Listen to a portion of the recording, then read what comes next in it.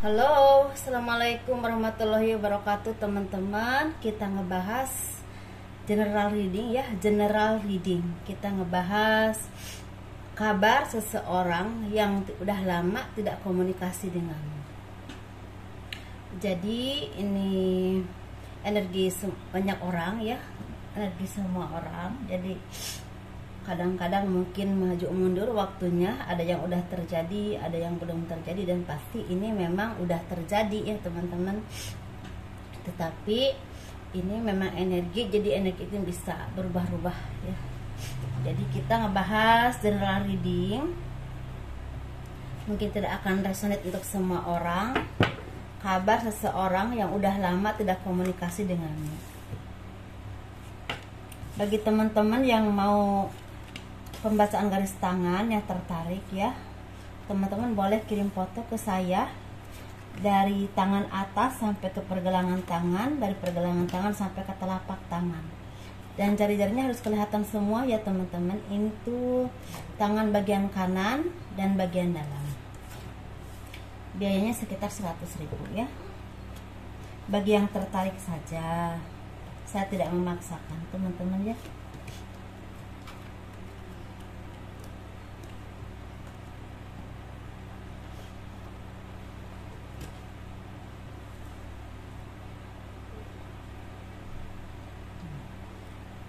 Kabar seseorang yang udah lama tidak komunikasi denganmu, ini seperti mungkin kabar, bisa kabar suami, atau misalnya bisa kabar mantan, bisa kabar orang tua atau teman, atau apapun itu ya teman-teman. Kita bahas yuk bareng-bareng. Sepertinya teman-teman ini ada cerita dulu, punya sahabat yang baik, yang bisa dipercaya, yang sangat menyayangi teman-teman, dan teman-teman juga begitu. Tetapi tidak disangka, tidak diduga, dia mengkhianati teman-teman, mengambil pacar teman-teman, mengambil suami teman-teman, bahkan ada juga yang mengambil istri teman-teman. Ada juga yang memang mengambil pekerjaan teman-teman seperti itu ya. Jadi ini orang saat ini merasa gelisah, merasa resah hatinya, merasa tidak tentram hatinya, selalu mengingat kesalahan yang pernah dia lakukan kepada teman-teman. Karena mungkin saat itu hubungan kalian itu sangat baik, sangat harmonis, dan sangat solid saat itu ya, saling percaya banget. Dan itu karmanya seperti kembali kepadanya. Ini kejadiannya sekitar kurang lebih 10 tahun, bisa di atas 10 tahun sedikit, mungkin 11 tahun, 12 tahun, bisa juga di bawah 10 tahun. Ada 7 tahun, 8 tahun, 9 tahun, 5 tahun, 6 tahun, 4 tahun, setahun, bahkan ada baru beberapa bulan ya teman-teman. Energi, sesuaikan saja. Dan dia merasa bahwa apapun yang pernah dia lakukan itu sangat jahat, sangat menjolimi teman-teman. Dan itu kenapa dia bisa sadar seperti itu? Karena dia udah merasakan karma. Kalau dia mengambil pekerjaan dari teman-teman, pekerjaan yang dia ambil sekarang nggak ada. Sekarang dia di PHK dengan tidak hormat. Kalau misalnya suami atau pacar yang memang diambil oleh teman-teman ya, misal kalian punya pacar diambil oleh dia ya teman-teman, dia tuh ditinggalkan juga. Dan ketika dia benar-benar mencintai seseorang, begitu banyak berkorban, entah materi, entah semuanya, dia juga ditinggalkan juga, dan rasanya sakit sekali seperti itu ya. Dan persis kejadiannya seperti yang teman-teman alami, yang dia lakukan. Dia juga pacarnya diambil orang seperti itu. Ada juga kalau misalnya suami atau istri teman-teman diambil oleh sahabat teman-teman sendiri, sepertinya mereka juga sama mengalami hal yang sama. Suami teman-teman atau istri teman-teman selingkuh lagi dengan orang lain. Nah, itu karmanya ya. Dan rezekinya juga sangat sulit, sangat susah. Kerja apa aja kok salah, kerja ini salah, itu salah, dan gak pernah lama. Usaha ini salah, itu salah, dan gak pernah lama. Dan itu udah berlangsung beberapa tahun, mungkin lebih tepatnya 1, 2, 3, 4 tahun. Lebih tepatnya ya, dia menuai karma. Jadi teman-teman, apapun yang dia lakukan, apapun yang mereka lakukan, ternyata mereka itu menuai hasilnya. Dan bagi teman-teman yang ditinggalkan oleh pacar dulu ya, dia meninggalkan teman-teman, padahal teman-teman udah berkorban secara jiwa dan raga, kasih sayang, cinta dan ketulusan, bahkan materi. Bahkan ada yang diri teman sendiri ya, benar-benar istilah cinta yang sepenuhnya diberikan kepadanya, tetapi dia meninggalkan setelah menguras semuanya.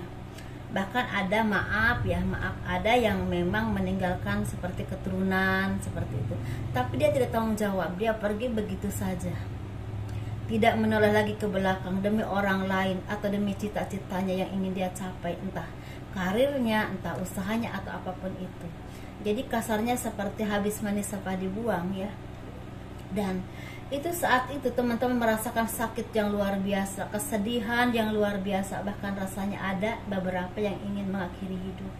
Tetapi Tuhan masih memberikan pencerahan, masih memberikan kasih sayang kepada teman-teman. Teman-teman diberikan kesadaran untuk bangkit kembali, untuk menata hidup kembali dan merawat buah hati ya, walaupun memang ceritanya sangat tidak enak.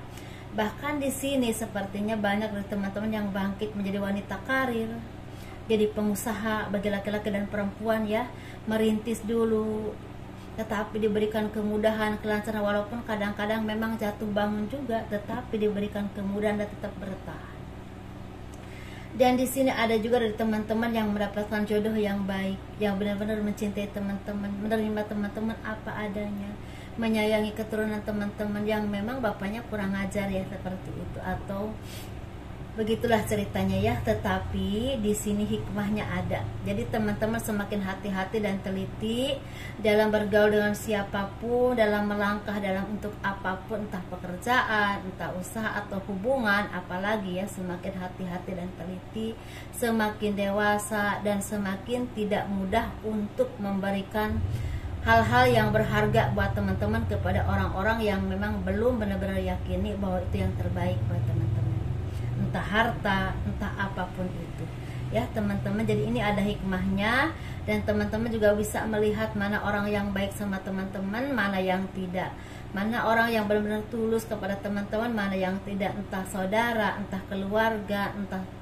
sahabat ya. Di saat teman-teman terpuruk kemarin dulu, mereka ada atau tidak, itu teman-teman tuh bisa melihat mana yang tulus, mana yang tidak, mana yang hanya ingin senangnya saja, mana yang istilahnya bisa dijadikan saudara atau sahabat yang baik buat teman-teman. Jadi semua ada hikmahnya. Kembali ke diri teman-teman yang semakin dewasa, semakin bisa semakin bisa mawas diri dan semakin berhati-hati dalam setiap langkah apapun. Dan di sini juga kesedihan dan penderitaan ataupun air mata yang teman-teman telah tumpahkan seperti